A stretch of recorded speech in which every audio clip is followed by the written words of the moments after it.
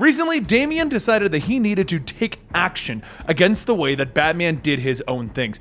Go against the whole Batman family mentality, and to do so, he created a brand new group of Teen Titans. Today is going to be their first adventure together, and if you're wondering where you are, well, you have found the Comicstorian channel, where we bring you the complete story series. You see, we take a lot of your favorite pop culture icons, be it video games, movies, or comic books, and we turn them into what we call the complete stories, an audio drama, allowing you to catch up on your favorite pop culture icon. If you enjoy this, please consider subscribing to our channel, and you can also find me on Twitter at Comicstorian, but it's time for us to cover the newest Teen Titans. Chanting fills the halls of the Church of Blood as they prepare their offerings for the night. Brother Blood raises his knife, telling the woman that he would like to thank her for her sacrifice. But before the knife could come down, he feels something hit his hand. He turns around and sees Robin call out to his new Teen Titans, "Seek and destroy!" The Teen Titans get to work taking out the Church of Blood followers, but Kid Flash notices something. Most of the Church's members are just kids.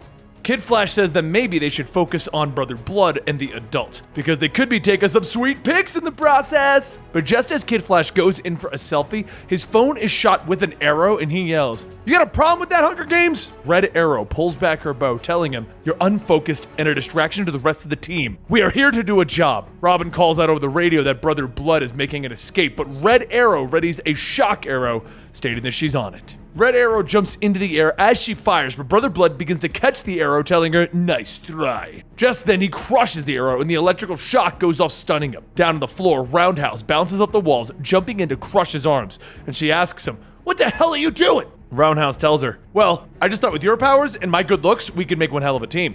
Crush laughs. "Haha, you like bowling? Because I'm gonna need you to shut up and roll." She grabs Roundhouse by the nostrils and throws him like a bowling ball into a group of followers. As most of the group is knocked away, Crush follows up, jumping and yelling, "Make sure to say so with the mouth breathers from me!" As she lands, one of the followers then runs up from behind with a crowbar, hitting her, and it just bends. She tells him, "Man, my foster mother always told me that boys have a funny way of showing they like a girl. So if that was a love tap, I'm sorry to tell you, but I'm not your type!" A few moments later, after finishing up in the main hall, Robin, Kid Flash, and Arrow find Crush beating on a magical barrier, and Red Arrow asks, "Did Lobo really have to breed? Bad enough there's already one of him." Crush punches away, asking, "What is this?" But Robin says, "It's gotta be Jin. She must have trapped herself in with Brother Blood." Inside of the barrier, Jin is using her powers, telling Brother Blood that she can sense him. His thirst for power leads him astray. Brother Blood grabs her from behind, stating that he can smell the old world magic on her. And even a genie can become a slave like so many others have. As Brother Blood sinks his teeth into Jin, she tells him that he is a creature of habit, just as she had hoped. This is what the humans call playing possum, and she can promise him that she will never be a slave again. Jin twists her head around, using her powers to pull Brother Blood away, stating, "You might be strong, but my power is something even you cannot dream of." Just as Jin begins to exert her power, she hesitates, stating, "No, using too much power. Can't let him see. Can't let him find her." Brother Blood grabs her, asking, "What is it that would scare something as powerful as you?" Just then, Brother Blood hears a voice call out to him, and Roundhouse yells, "You're gonna have to unhand her!" Roundhouse rockets himself into Brother Blood, freeing Jin. And then Brother Blood looks up, with Robin kicking him in the face. Everyone gathers around, and Crush tells them, "All right, let's bag this jerk and get out of here." Jin then tells her, "Before we go, there's something I saw that Robin might be interested in." Jin points to the 3 bleeding claw mark carved into the stone, and Roundhouse asks, "What's that?" Robin tells everyone that that is the Other. Every raid that they've conducted over the last month, this symbol has been present. All they know about this person is that they are dangerous and everywhere. Once everyone is taken into the church, Robin flips open a button stating that there is one last thing that they need to do. An epic walk-away explosion! Later, at Mercy Hall in Brooklyn, the team winds down for the evening, but Robin is nowhere to be found. It's because he's deep below Mercy Hall in a chamber that the rest of the team doesn't know about. This place was used as Batman's safe house, but after some manufactured reports by Robin himself, Batman abandoned it. Mercy Hall serves 2 purposes. First, it's completely off the grid. And second, it used to be a juvenile delinquent facility. Robin grabs Brother Blood in a room and he asks, "What are you doing? Why am I chained up? You're crazy!" As Robin closes the vault door to his own personal Black Ops prison, a broken black mask tells him, "You have no idea, man." Brother Blood looks around at the other criminals chained to the wall, and Black Mask tells him, "Welcome to hell." Now, after having the raid on the church end so well, it was time for the Teen Titans to move on to their next target, Gizmo. Gizmo wants everyone to know that he's reformed and he opened up a toy store in Times Square. But the company is a front for his illegal weapons operations. When a shipment comes back as returned to the warehouse, everyone wonders why. It's time for everyone to break out and get to work. Crush immediately jumps out of the box and tries to knock Gizmo out of the air, but before she can land a hit, Gizmo blasts her, sending her flying into a stack of boxes. Next up is Kid Flash and Roundhouse, but the second that they get close, Gizmo puts up a barrier blocking them out. Robin and Red Hood watch as the three try to get back up, and Red Arrow says that this is what they get for recruiting YouTube stars and egomaniacs. Robin takes out a small smoke bomb, tossing it, asking, "How do you know it wasn't all part of the plan?" As the smoke surrounds Gizmo, Gizmo asks, "Who the hell are you kids?" And Jen phases through, telling him, "It's not us that you should fear." She reaches out, touching Gizmo, and as she does, a swarm of bugs begin to crawl all over him, and he screams for them to get off. Gizmo begins to swat at the imaginary bugs, and Robin throws a battering, knocking Gizmo out of his flyer. Everyone begins to gather around, and Robin says, "See? It all worked out." Kid Flash picks up Gizmo's body, and as he does, the computer announces that the self-destruct protocol has been initiated. Roundhouse looks around at the flashing red lights and he says that he's pretty new to the superhero thing, but this isn't good, right? Robin tells them, "Picking up Gizmo's body must have triggered the self-destruct. Kid Flash!" So Kid Flash throws Gizmo's body down with a thud. Robin then asks, "What are you doing?" Kid Flash tells him, "I thought it might make it stop." Why would Gizmo want to blow up his whole operation anyway? He would die in the process. Robin then tells Crush and Jin to begin clearing out the toy store while he, Kid Flash, and Red Arrow deactivate the bomb. Roundhouse then clears his throat, stating, "Well, you've forgotten about me. I'll just go roll with the ladies." He hurries into the store and yells to everyone that they have an emergency and everyone needs to leave, except it doesn't work and the kids continue to play with their toys. Crush then says that there's only one thing people understand. And Jin says, "Fear." A giant magical dragon claws its way through the store, roaring, sending everyone into a panic. And back in the warehouse, Kid Flash runs through the place looking for the bomb, but he doesn't find anything.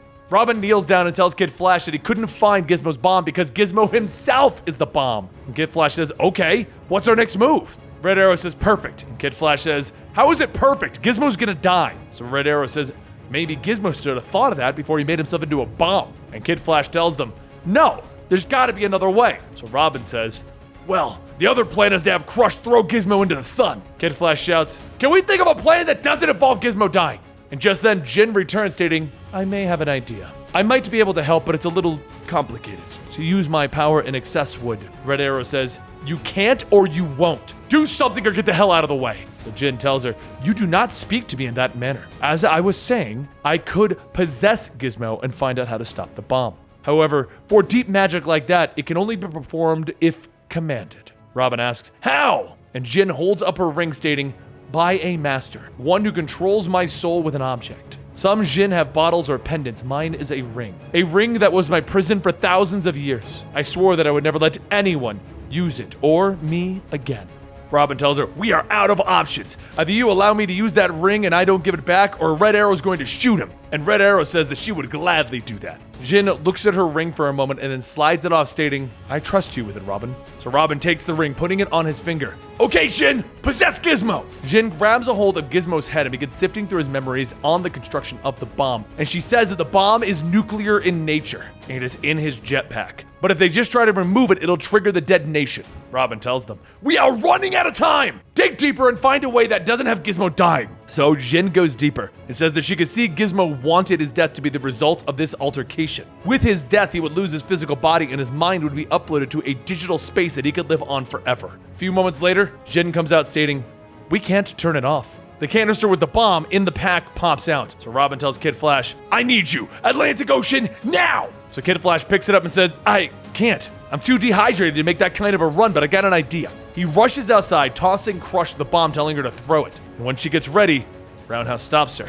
He tells her that with the inert wind and weight of it, it won't clear the distance. It's too light. So throw Roundhouse. Crush asks, "Can you even breathe in space?" Roundhouse says, "Well, we're about to find out, aren't we?" So Crush throws Roundhouse into the air, and as the time counts down to 1, the bomb explodes.